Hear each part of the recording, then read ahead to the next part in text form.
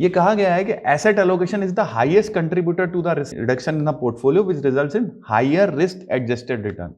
अगर हम लोग सही तरीके से अगेन रेशियोज का इस्तेमाल करते हैं, उसी हिसाब से एसेट एलोकेशन कर देते हैं, तो एसेट एलोकेशन सबसे बड़ा कंट्रीब्यूटर बनेगा आपकी रिटर्न्स, फ्यूचर रिटर्न्स के लिए। सो हमको एसेट एलोकेशन को, जैसे एसेट एलोकेशन मींस डेट और इक्विटी का प्रॉपर कॉम्बिनेशन बनाना। मार्केट के हिसाब से, मार्केट महंगा है तो हम लोग डेट में ज़्यादा रखेंगे पैसा, और मार्केट अगर सस्ता है तो हम लोग इक्विटी में ज़्यादा रखेंगे। This is asset allocation. तो वो सबसे बड़ा कंट्रीब्यूटर बनेगा, और उसके लिए हमको वक्त देना पड़ेगा, हमको time to time asset allocation करना पड़ेगा। You should find a good advisor. आपको खुद को भी फाइनेंशियल लिटरेसी आनी चाहिए कि किस समय मार्केट अगर गिर गया तो हमें खुश होना चाहिए, हमें इक्विटी में एक्सपोजर बढ़ाना चाहिए। This is what asset allocation is all about. एक और इजी एग्जांपल से मैं आपको समझाना चाहूंगा। देखिए, मार्केट जो है वो एक सीसॉ की तरह है। सीसॉ में क्या होता है, एक तरफ एक आदमी बैठता है तो दूसरी तरफ से उड़ जाता है। तो मार्केट में वैल्यूएशंस जब आपको हाई मिलेगी तो आपकी फ्यूचर की रिटर्न्स कम हो जाएगी, और अगर मार्केट वैल्यूएशंस आपने लो ली, आपने सस्ते पे खरीदा, तो फ्यूचर में जो आने वाली रिटर्न्स है वो आपकी हाई हो जाएगी। तो हमेशा इसको एक सीसॉ की तरह ध्यान रखना है। रेशियोज की मदद से हम लोग, जब मार्केट वैल्यूएशन लो हो तब इक्विटी में ज्यादा इन्वेस्टमेंट करना है, तो आपकी फ्यूचर रिटर्न्स आने वाली अपने आप ही हाई हो जाएगी। एक और छोटा सा मैं एग्जांपल बड़ा देना चाहूंगा, जिससे हमको ये पता लगेगा कि हमको अपने पोर्टफोलियो में, कई इन्वेस्टर बिहेवियर पे ये एग्जांपल है। कई इन्वेस्टर्स को रिटर्न ही नजर नहीं आती अपने पोर्टफोलियो में। तो एक माँ थी, उनका एक बेटा था, छोटा बच्चा था। तो वो माँ हमेशा ये सोचती थी मेरा बेटा ढंग से बढ़ नहीं रहा है, पता नहीं क्या प्रॉब्लम है। डॉक्टर को जाके दिखाया, डॉक्टर ने सारे टेस्ट करे। डॉक्टर ने जब सारे टेस्ट करे तो बोला हाँ नहीं, ढंग से बढ़ रहा है, ये प्रॉपर ग्रोथ आ रही है इसकी। बट माँ, शी वॉज नॉट हैप्पी, वो थोड़ी सी चिंतित थी। उसी शाम को उनके जो मामा थे, जो दुबई में रहते थे, करीब 10 साल बाद वो आए। आते ही बोले वो छोटू कहाँ पे है, उसको बुलाओ। तो छोटू को बुलाया गया। तो छोटू आया तो बोले अरे ये तो बहुत छोटा सा था, अब तो इतना बड़ा हो गया। तो अब मैं आपसे पूछता हूं, माँ झूठी कि मामा झूठा? देखिए, ना तो माँ झूठी है ना मामा झूठा है। माँ बच्चे को रोज देखती है, इसलिए उनको ग्रोथ नहीं दिखाई देती, और मामा ने कई साल बाद देखा इसलिए उनको ग्रोथ दिखाई दी। तो जितने भी मेरे क्लाइंट्स, जितने भी आप लोग रोज पोर्टफोलियो को बार बार जाके देखते हैं, तो मेरी आपसे ये गुजारिश है कि प्लीज रोज पोर्टफोलियो को देखना छोड़ दीजिए। अगर आपका एडवाइजर अच्छा है, आपका सही ढंग से मैनेज हो रहा है, तो लेट द पोर्टफोलियो ग्रो, आपको उसमें ग्रोथ दिखाई दे जाएगी। लेकिन इस तरह से बच्चों की तरह अगर हम हरकत करेंगे, रोज जाके अपने पोर्टफोलियो को देखेंगे, तो शायद आपको वही माँ की रोल में आ जाएंगे और आपको रिटर्न्स शायद नहीं दिखाई देगी। आप अपने बिहेवियर को सुधारना पड़ेगा। सो इक्विटी मार्केट में falling down is always not losing. जब अगर मार्केट गिरता है तो वो एक अपॉर्चुनिटी होती है एक इन्वेस्टर के लिए। तो इन्वेस्टर को खुश होना चाहिए कि मार्केट अगर गिरा है तो मेरी इन्वेस्टमेंट की अपॉर्चुनिटी आई है। तो यहाँ पे हम देखेंगे दो तरह के इन्वेस्टर हैं। एक दुख हो रहा है उसको क्योंकि उसका परसेप्शन जो है वो अलग है, और दूसरा खुश हो रहा है बिकॉज उसका परसेप्शन अलग है। बैठे दोनों एक ही गाड़ी में। तो सम इन्वेस्टर सी अपॉर्चुनिटीज वाइल अदर सी रिस्क। तो कुछ को जब मार्केट गिरता है तो रिस्क दिखाई देती है, जबकि दूसरे अपॉर्चुनिटीज ढूंढते हैं। तो मैं ये कहूंगा कि अगर आपका सही ढंग से एसेट एलोकेशन है तो you will find opportunities, and falling down जो है वो आपके लिए रिस्क नहीं है। रिस्क क्या है, एक एग्जांपल देना चाहूंगा।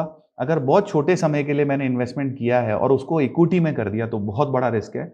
लेकिन अगर मैंने लंबे समय के लिए इन्वेस्टमेंट किया और उसको पूरा का पूरा डेट में कर दिया, एफडी में कर दिया, तो वो भी एक बड़ी रिस्क है, बिकॉज मेरा पैसा, वेल्थ जो है वो नहीं बन पाएगी। तो रिस्क का परसेप्शन अलग अलग है, टाइम के हिसाब से और हमारी नीड के हिसाब से रिस्क बदल जाती है। ये एक फोटो मेरे को बहुत अच्छी लगती है। सो यहाँ पे वारेन बफेट बोल रहे हैं, bad news is investors best friend.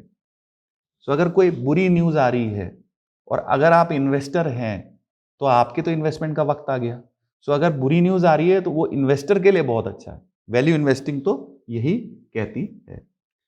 सो हमारे कुछ व्यूअर्स के क्वेश्चंस थे कि हमारा एक स्टैंडर्ड पोर्टफोलियो क्या होना चाहिए, किस तरह से हमको एक इन्वेस्ट करना चाहिए। देखिए, सबकी नीड अलग अलग होती है, लेकिन मैं एक स्टैंडर्ड पोर्टफोलियो यहाँ पे एक डिस्कस करूँगा जिसमें ये सारा दिखाया गया है। तो एक स्टैंडर्ड पोर्टफोलियो में आपके पास एक घर होना चाहिए लिविंग के लिए, 2 3 4 5 घर। कई लोगों को प्रॉपर्टी का काफ़ी शौक होता है, बट अल्टीमेटली उसमें जो प्रॉब्लम्स हैं आने वाले वीडियोज़ में हम लोग डिस्कस करेंगे। बट एक घर तो होना चाहिए लिविंग के लिए, जिससे आपकी प्रॉब्लम्स काफ़ी कम हो जाती हैं।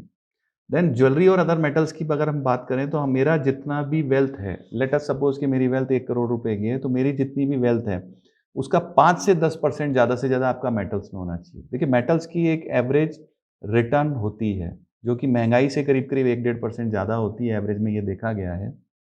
तो हम लोग की जो मेटल्स में जो इन्वेस्टमेंट होना चाहिए वो बहुत ज़्यादा नहीं होना चाहिए, 5 से 10% जिसमें गोल्ड, सिल्वर, ज्वेलरी सारे आ गए।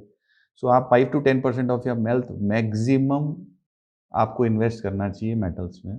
इसके अलावा कोई भी ऐसी एसेट जो 2 से 3% रिटर्न दे दे पॉजिटिव, टैक्स के बाद और महंगाई घटाने के बाद, वो इन्वेस्टमेंट एक सही इन्वेस्टमेंट माना जाता है।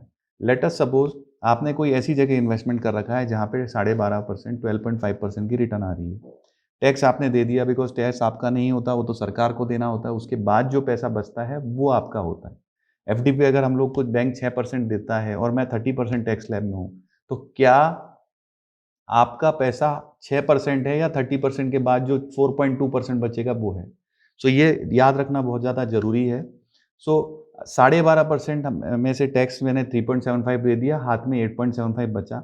अब उसमें से इन्फ्लेशन या महंगाई, देखिए पिछले 37 साल की एवरेज इन्फ्लेशन रेट 6.5% है, तो हमने यहाँ पे 6.5% घटाया है। तो 8.75 में से 6.5 घटाने के बाद भी 2.25% हाथ में रह गया। तो 2 से 3% पॉजिटिव रह गया, इसका मतलब ये इन्वेस्टमेंट कहीं न कहीं सही है। तो कंसिस्टेंट रिटर्न मुझे एवरेज में 2 से 3% तो आनी ही चाहिए लंबे समय में वेल्थ की में। महंगाई के बाद और टैक्स के बाद। इसके बाद जिन लोगों को म्यूचुअल फंड में इन्वेस्टमेंट करने का शौक है, तो म्यूचुअल फंड में इस करंट सिनेरियो में मैं ये बोलना चाहूँगा कि 30 टू 40% से ज़्यादा आपका पैसा इक्विटी में नहीं होना चाहिए। अगर आप लंबे समय के लिए भी लगा रहे हैं और आप इक्विटी में काफ़ी सारा एक्सपोज़र करके बैठे हुए हैं, तो आपका एसेट एलोकेशन सही नहीं है, प्लीज़ उसको सही कीजिए। 60 टू 70% मैक्सिमम 60 टू 70% आपका डेट में होना चाहिए, 30 टू 40% इक्विटी में होना चाहिए।